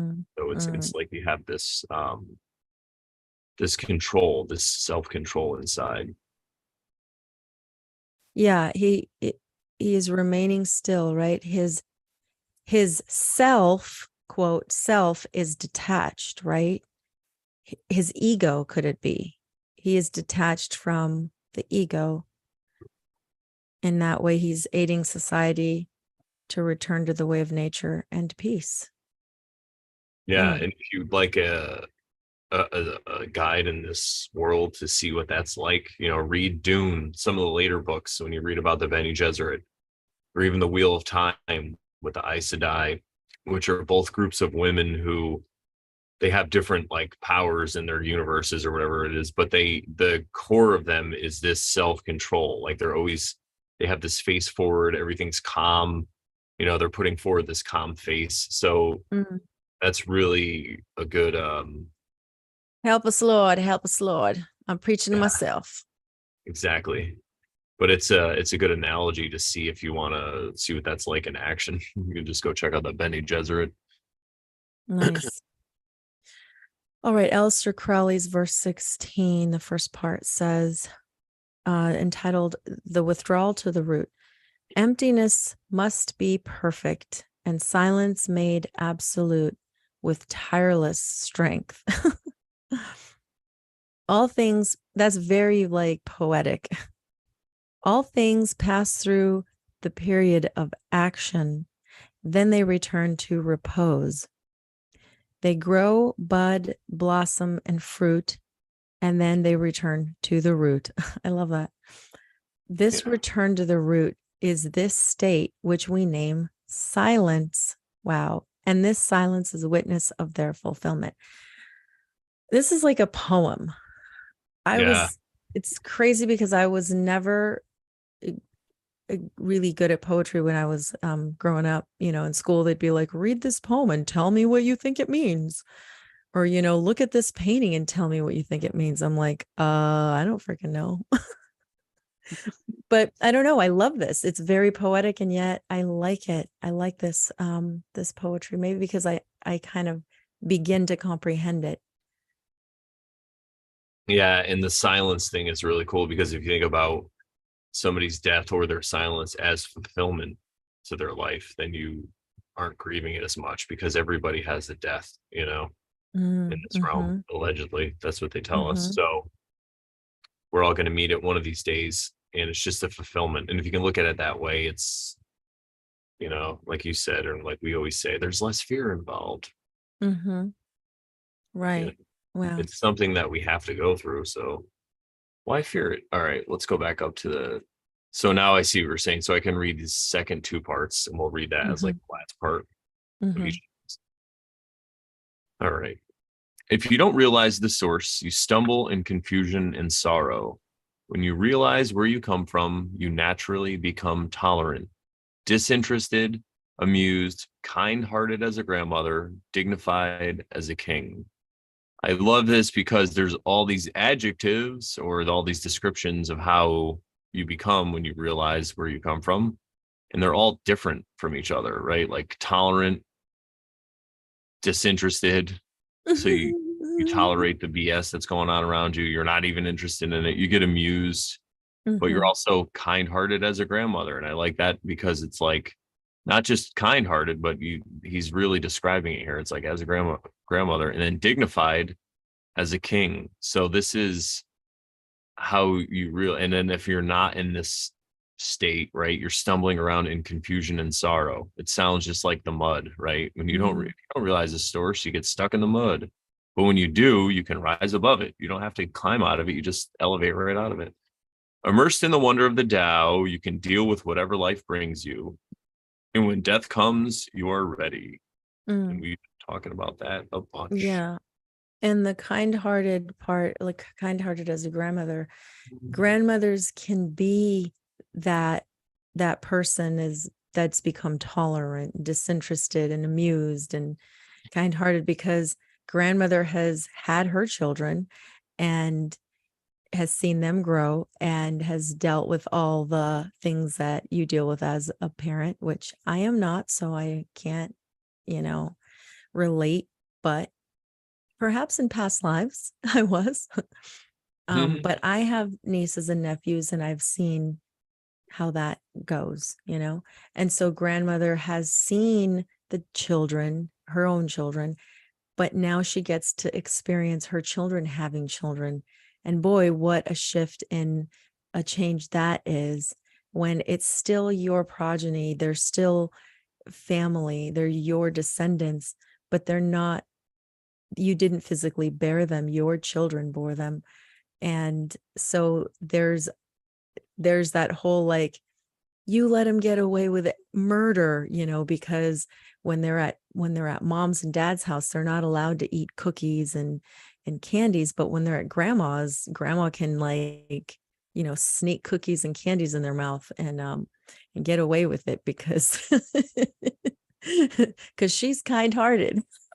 Yeah. It's funny because I noticed how my parents act. The same thing. I don't have any children or grandchildren, but my parents, I've noticed how they've acted with my nieces. I have 3 nieces, and it's much different than the way they treated us. I mean, we were 3 boys, so I guess it's a little different too. But, when I think about that, it's kind of like there's no pressure on my parents, right? They don't have the pressures that my brother and his wife have, both my brothers that have children, because they have to worry about feeding and clothing and sheltering this child and all the, and how it's going to come out and grow and learn and discipline.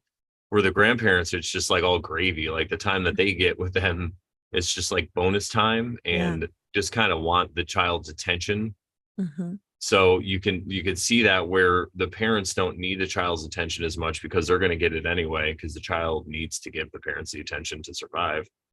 But the time that the children are with their grandparents, a lot of times the grandparents are really giving them all their attention, or sometimes just spoiling them, giving them everything they want. It's so funny how that happens.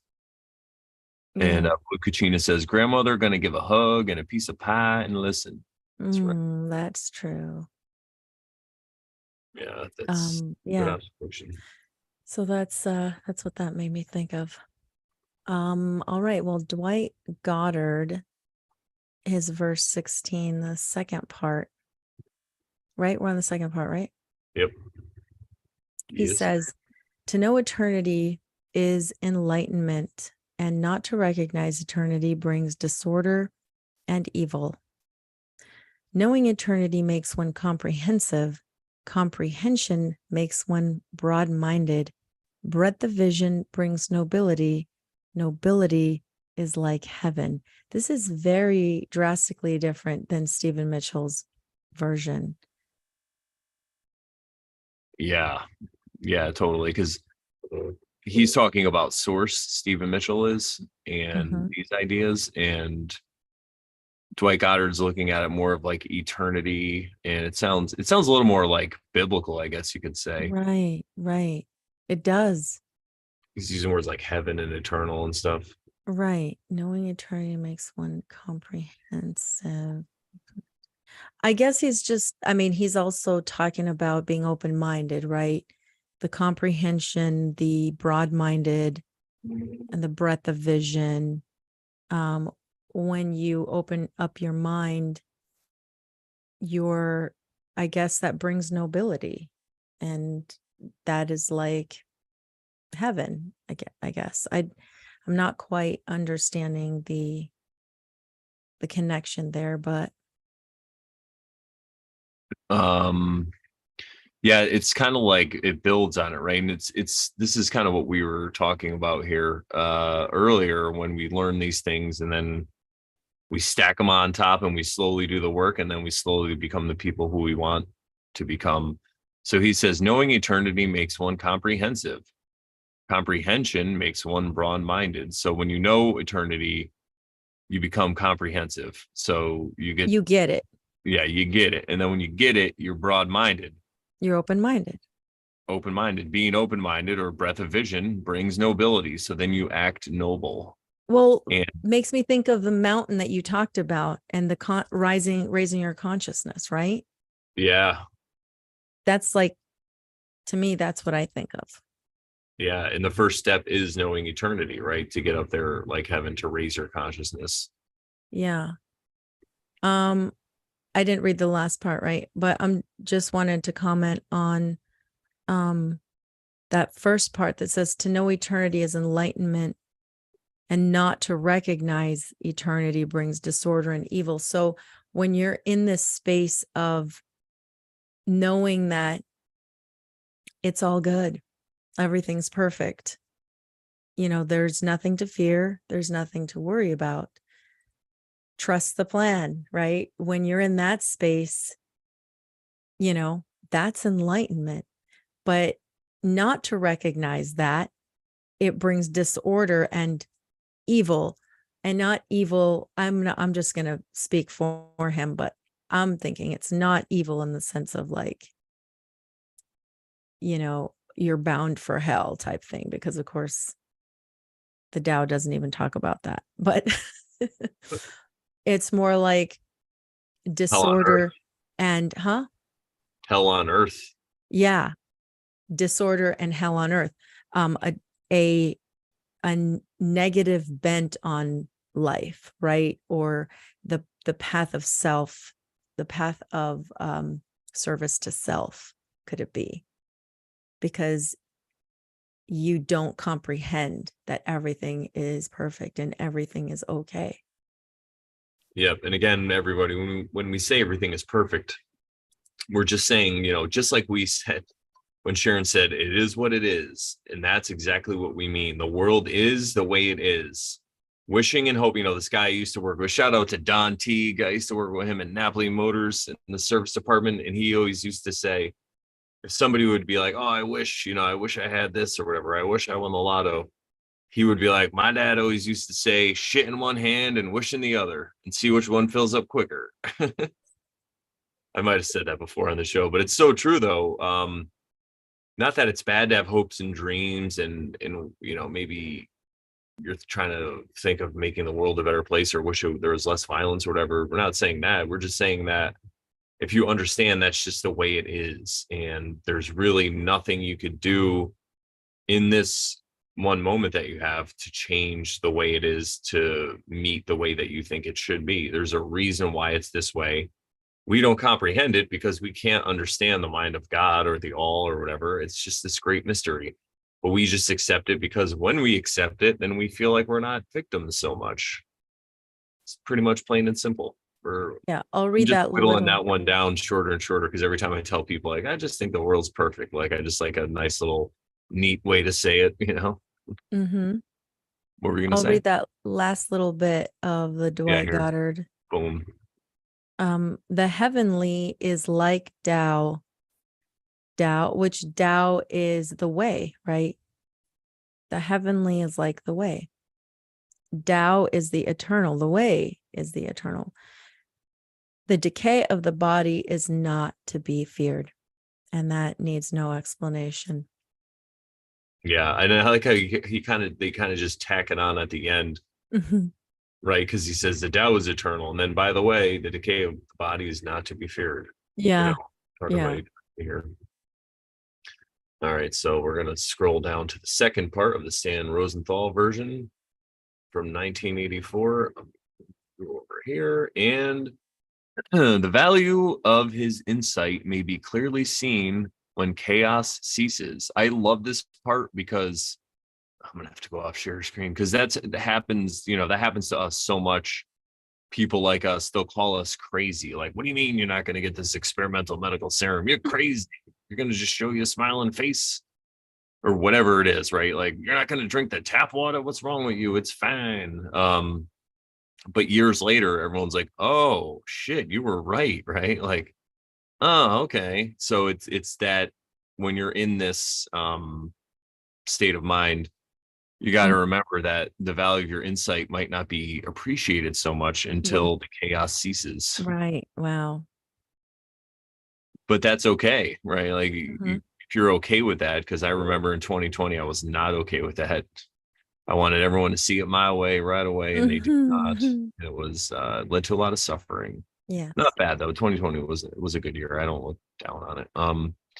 Being one with the Tao is to be at peace, and to be in conflict with it leads to chaos and dysfunction. When the consistency of the Tao is known, the mind is receptive to its states of change. It is by being at one with the Tao that the sage holds no prejudice against his fellow man. If accepted as a leader of men, he is held in high esteem throughout his life. Both being and non-being, throughout his life, both being and non-being, the Tao protects him. So this one, they don't talk about death or anything like that. It just talks about throughout this person's life. And if you think about it, does imply death because throughout his life, and death is the final part of life, so it is part of his life, both being and non-being. So I take that as kind of like, depending on your situation, sometimes you have to act in this world, obviously a lot of times, and then you could be, it's like Wei Wu Wei, you could be in the world but not of it. You could be out there acting in it, but inside your own mind, everything's cool, everything's calm, everything's serene. You realize that there's a plan and it's going to be fine, even though there's everything outside. People are going crazy, they're swimming with their face covered because they're worried about a microscopic Oh God. bad thing that's going to get into them and make them sick or ill. Yeah, but I think that's kind of how he implies it here. He doesn't actually talk about death or not fearing death. He just says throughout their life, it's being and non-being, and the Tao will protect you. And it just means the way things are will protect you. You can it's like surfing, right? It's exactly like surfing. You can get in that sweet spot. You watch these videos like on YouTube, these people surfing these giant waves, and you're just like, how the hell are they not dead? Like, it's like a 200-foot wave, right? It's because with all this practice, they work their way up, and now they can just get on that perfect little path, and they could just surf right through it up into the calm waters. Yeah. I find it interesting that Stan Rosenthal is very elaborate about this. The sage holds no prejudice against his fellow man. If accepted as a leader of men, he's held in high esteem. It's like, I don't know where that came from, because some of the other, I don't see that anywhere else in the other readings, but I'm going to read the Aleister Crowley, unless you have any other comments on that. Well, I was gonna say, like I say that because they talk about that a little later in the Tao, but Okay. that in the versions I've seen, they talk about like how to govern nations and stuff like that. But this one, yeah, it's just like kind of out of nowhere. Yeah. Interesting. All right. Aleister Crowley, the part 2 of verse 16 says, this cycle is the universal law. To know it is the part of intelligence. To know it is the part of intelligence. To ignore it bringeth folly of action, whereof the end is madness. To know it bringeth understanding and peace, and these lead to the identification of the self with the not self. I feel like Aleister's talking about this self and not self, and Stan Rosenthal, didn't he talk about this somewhere, or was it just me? Let's see, maybe it was Or in the last being verse. a being Stan Rosenthal being a Oh non-being, yeah, yes, there you go. right? Hmm. Where was I? There you go. Okay, yeah. Yeah, so Stan Rosenthal mentions it at the very end, and Aleister Crowley's talking about it somewhere in the middle here. And in the beginning, Stan Rosenthal mentions as being a non-being also. Oh, did he? Oh, yes, Yeah, he that's did. why. Got it. Okay, yes. Yeah. Okay. So, all right. I'm just going to read it one more time. This cycle is the universal law. To know it, in other words, to know this cycle or to know this universal law, is the part of intelligence. In other words, it's intelligent to know this. I'm just trying to read it for myself and make it more clear. No, yeah, definitely. To ignore this cycle or this universal law brings folly of action, whereof the end is madness. So it brings madness. To know it bringeth understanding and peace, and these lead to the identification of the self with the not self. This identification maketh man a king, and this kingliness groweth unto godhood, that godhood beareth fruit in the mastery of the Tao. Then the man, the Tao permeating him, endureth, and his bodily principles are in harmony, proof against decay until the hour of his change. And this one does talk about death because of that little ending there. The hour of his change. Yeah, I like that. And then also the part right here where it says, and these lead to the identification of the self with the non-self. So he's literally saying like this leads the identification of the self with the non-self. So you're identifying, your conscious mind is identifying with the not self, with the unconscious kind of. Or yeah, your ego perhaps, or the thing that notices the ego. Yeah, exactly. Just wanted to break Yeah. that down. And I do really like the part at the end with the proof against decay until the hour of change, because I don't think he's saying that you're not going to decay, right? It just says that his bodily principles are in harmony, proof against decay. So everything with your body is in harmony. So yeah, you might look older or start to get wrinkles or gray hair or whatever, but your body's gonna work fine, and the principles and everything. And I think it's also about like the way you view your aging. It's not gonna affect you. You're not gonna let it get you down because you're an old man now or whatever. Because it happens to the best of us, right? Mm-hmm. Fortunately. Indeed. Yeah, I don't really see like aging anymore as that bad. Like I think the only reason I used to really fear looking older was then I would have a harder time like hooking up with women, when I was younger. I'm worried about that. But I mean now I'm like, oh, women don't care. You could find plenty of women that like men that look older, but not that that's my opinion. But it's funny how that was my view before, but now that I don't even really honestly don't care. And it's funny because my manifest, the way that I guess I manifest the way I look is like this, and it's because I don't care about how I look, so I end up looking like this anyway, like. Yeah. And So it's also like I also don't feel, quote, the age that I am or whatever, and I think it's like an inside thing too. Like the not self is timeless, right? So could it be that in some ways manifests outward in your outward appearance?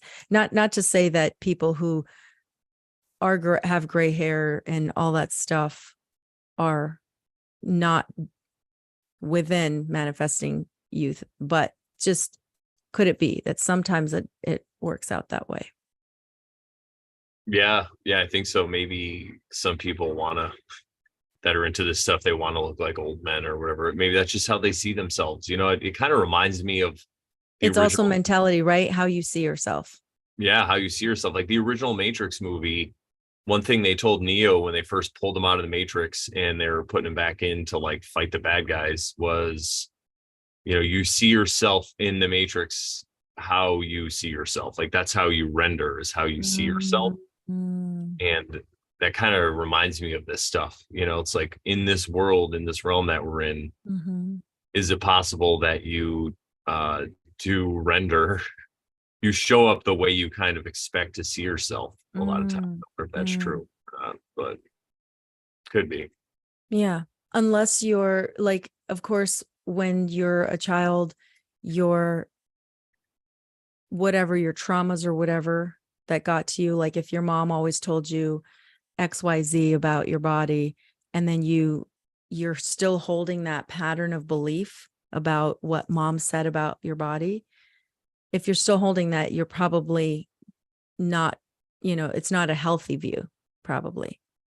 So, but if you could lose that pattern of belief and love yourself, despite what it looks like, right? Or what you think your body looks like. If you let that go, could it be you could reverse some of those things? I don't know. I think Yeah. it's possible. I mean, I've seen in my own life, I think I probably, maybe there's one point in my life when I was in the Marines or whatever, where I was a little more in shape and, the way I looked, but I would always be worried about the way I looked, like with my shirt off or whatever. But then once I accepted myself and loved myself and stopped caring, now I look better than I really ever have. It's so funny how that happens. It could just be a bunch of other things, but I think also going along with the self-love, you start to really watch what you eat a little more carefully, or maybe you just eat less, or whatever it is that works for you. So your body falls into line in that way also. Because I think what happens is a lot of people who are overweight, and this is kind of the way I was, they hate the way they look, but they just expect it to be that way. So that's kind of how, they were just sometimes people who've always been overweight, that's just what they believe. It's like a self-fulfilling prophecy, right? They're just like, well, I was overweight, I'm always going to be this way. And it's just kind of what they have in their model in their brain. So I think And that's the why self-deprecating humor that can go along with it too, yeah. by calling Yeah. themselves names and words. And I think that if they accept it, if people accept and love themselves for the way they are, then they can actually start to mold into what they want to be, I guess we could say, if that makes sense, or what they're desiring, how they look. I think that's a big part of it. You have to, there's all these ways to do it, crash diets and different patterns of eating. And, I'm not saying you shouldn't clean up your eating and all that, but sometimes it's not enough for people. And maybe that's what it is. It's because they have to love themselves first and accept them for how they are. They're like, I don't care if I'm overweight. I'm just going to be overweight. I'm going to love myself. It's great. I don't care if I am. And then because you don't care anymore, it starts to come toward you. It's kind of like the way you attract anybody. It's like if you want to attract a woman or a man, a lot of times you don't want to show way too much interest in somebody and just, you know, like try to talk to them all the time. You just meet somebody, all this stuff. You don't want to act like you want Desperate. them, right? You want to give a little bit of a chase. So it's the same kind of thing. If you act disinterested, and this, I'm not saying this is a way that you should go about finding a mate or whatever, but it seems that if you act disinterested, especially like if you're a man and you act uninterested in a woman, it might pique their curiosity or interest even more, because then it becomes like a game. Then like, oh, how am I going to get you? Or how am I going to get this person? And it's the same way. Like if you are obsessed because you look a certain way and you're really upset about it and you feel like you can't do anything about it, I think the first thing is to just accept yourself the way you are and to try to love yourself. And once you do Let it that, go. Yeah. let it go, and it becomes, and it becomes easier. It's like if you love something, let it go. And if it comes Right. back, it was meant to be. Same thing. If you love your body, let it go. Well, I guess that don't let it go. You know what I mean, everybody. Your image of how it should be, let that go. Yeah. Your image of what it should be. Yeah. Don't Yeah. literally let go of your And health. like another way to view the whole, like when you like in a when you're looking for a relationship or whatever, right? They say that when you stop worrying about it, that's when it happens, right? So once you're comfortable in your singleness and you just say, you know what, I'm just going to be happy with me and I'm just going to do my thing. And that, that's going to happen when it happens. I'm not worried about it. And then that's when things like that happen. And it's funny because it be like a presence, an energy, an auric field around you that's like not worried. And that's what attracts that type of person to you. The person also who's not necessarily worried either, but is just comfortable in their skin and you're comfortable in yours. And, I mean, it could attract other people too, because when you have that air of like, also like I've heard, I think Neville Goddard talk about it. Like if you wanted to be with someone, then act like the person you want to be when you're with that someone. So you act like you're already, married or whatever the word you want to use, connected with that person. You just act like you're already with them. And that sends off an air of confidence and that attracts people to you. Yeah, 100%. Could it And be? these are things that psychology talks about a lot, because you don't realize the body language and how much of communication is done just by body language. And it has a lot to do with posture. If you're worried, you might be hunched over or like, oh my God. But if you don't care, you're just walking around like, whatever, dude, like, what are we going to do? But if you also act like you were saying, it's like fake it till you make it, right? So if you act like you're in a relationship with this person, and that doesn't mean that you call them and check in on them and ask, like you do all these negative traits. It's more like you just act like you would be the man. Like for me, example, I just act like the man I would be if I was in a relationship with a person. You're respectful of them. You take into consideration, you have conversations with them, you include them in your thought processes, you clearly communicate with them, which is a very important thing that I'm realizing, or that I have realized in the last year or so. But yeah, no, that's all. Shout out to me because I helped you. Yeah. Shout out to Sharon. She did. She's amazing. She's like, you need someone who likes crystals. Well, I also said, please give me context because I don't understand what you're talking about. Or please like clarify.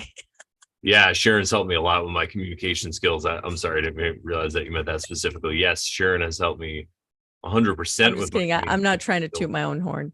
In real life as well. Well, you know what it is, because I think people just are afraid to ask for clarification sometimes, so if you just give them all the clarification up front, it's better. So somebody like you isn't afraid, you're like, wait a minute, I don't get this, tell me. And then I break it down even further. And the more that I do it, I'm like, well, is Sharon the only one that's not understanding? Maybe there's other people in my life that aren't understanding what I'm trying to communicate to them as well.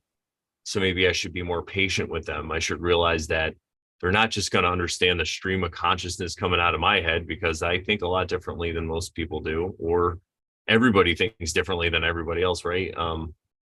So yeah.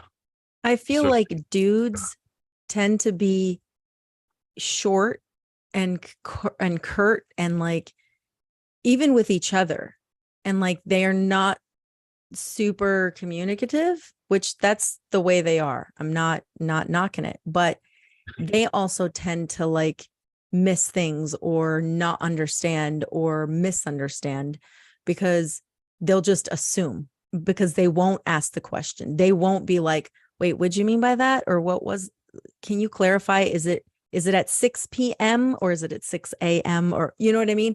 Like they just go and like, whatever, which is fine. Like go with the flow, whatever happens, fine. But sometimes there are miscommunications and things like that.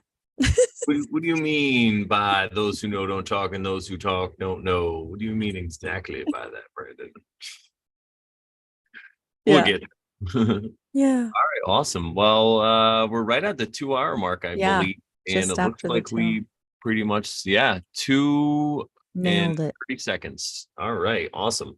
Let's check in on the chat. We haven't done that recently. Well, I haven't. Our listener MS has come back. Oh, what's up, MS? How's it going? Blue Kachin has been chatting. Spoons. What's up, Spoons? What's going on? She says, I worked hard for my glittery strands. That's right. Go, girl.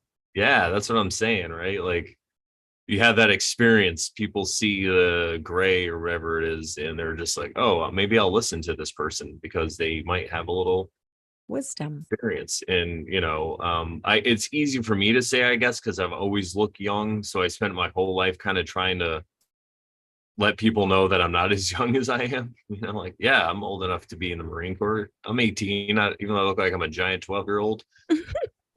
So, but that's my karma, right? That's my situation. That's my dharma. That's something I have to deal with in my life. For a lot of other people, it's different. They might look their age or maybe older, and they're trying to deal with that. Like I was at a wedding event and I was working with this lady who was, I think she was like the maitre d' or something. And I was thinking that she was like much older than me. And we were talking. Then later I came up at my age and she was like, oh, that's how old I am. And I'm like, yeah. I didn't know what to say. I'm like, lady, you look horrible now. Oh my God. But yeah, it's so that's my walk, guys. So I know it sounds like it's the one everyone wants. Like, oh, we all want to look young, but remember, I had to do the legwork in the beginning. So it's kind of like one of those things that becomes a benefit older as you're older. Okay, Benjamin Button. Yeah, we get it. I could sneak into social situations where I might not belong. Not that I would ever do that, but you know what I'm saying? Like people talk to me and they let things slip, I guess. I don't know. I'm a spy. I'd be a great spy. Do you think I should read? Huh? Oh, maybe you are a spy? Yeah, I'm just scatting. Should I read this? Yeah, you should. Okay, I'll read the changing lines for card number 32, Endurance of the I Ching. It says, line 1 at the bottom, trying to establish it's a broken line. It's like a split line. Trying to establish an enduring relationship too quickly can easily bring misfortune. Oh my God, we were just talking about relationships. It's crazy. It is much better to practice patience than to expect immediate success. Let things develop more slowly, step by step. What endures best is that which has been carefully cultivated. If you are craving too much too quickly, you may end up with nothing. Wow. Line 2 is a straight, steady line. Success in lengthy undertakings comes to those who know how to manage their resources. If you are attempting something that seems to be beyond your capabilities, time is your friend. Focus on perseverance in seeing things through. Control your energy. Avoid serious risk-taking right now, and there will be no cause for remorse. Line 3 is also a straight, unbroken line. Moody inconsistency brings misfortune. A weakened sense of purpose can be caused by excessive concern for the desires or opinions of others and of society at large. Cultivate the simple pleasures of your life, and your work may improve as well. Developing consistency of character will keep potential humiliations at bay. Line number 4 is also a straight, steady line. Pure motives do not ensure success all by themselves. Skill is required, but even that is not enough. The hunter who searches for game in deserted areas can wait forever without firing a shot. Persistent searching in the wrong places will not be effective. Master the essential skills of your enterprise and position yourself wisely, and your efforts will not be in vain. Search for what you want in the right place, and you may find it. Line 5 is a broken line that says, only the true nature of the times can determine whether you should be supportive or assertive. What role do circumstances ask of you right now? To be an active leader or to be a follower? There is no formula, no permanent solution on the path to good fortune. To endure to the end, you must adapt and be continually readjusting like a sailor tacking in the wind. Let yourself be guided by the winds of your higher calling. And line 6, which is also a broken line, says, restlessness defeats endurance. Scurrying about in circles just makes one dizzy. Seek to regain your composure so that you can tune your body and mind like a fine violin. Only when the inner frenzy stops can your soul's sweet music echo through the halls of time. Perseverance furthers. Amazing. I like that one about looking in the wrong place. You know, there's so many different aspects of, I guess you could say, success, right? If you're trying to become successful at something or become a master, there's so many different things you have to line up and get right. But that's the fun part. Robo Honky says people just say stuff to strangers. It's weird. When I was a tech, people would just tell me stuff I didn't need or want to know. Yes. As a DJ, drunk people often come up to me and tell me all kinds of things that I don't need to know. Most of the time, it's, you know, what member of their family is a DJ and how they should know the party because their uncle's a DJ or something. You know, like, thank you. I'm like, where's your uncle now? And then Paraplegic says, runny nose, my buddy who just quit K has a runny nose. You've been doing it? And I said, I wish. No, I was actually didn't have a runny nose. I was wiping the coffee off my mouth. Oh, how dare you? Which is kind of funny because he said that about coffee. What a synchronicity. And then Spoon says that Oracle is just beautiful. Yes, indeed.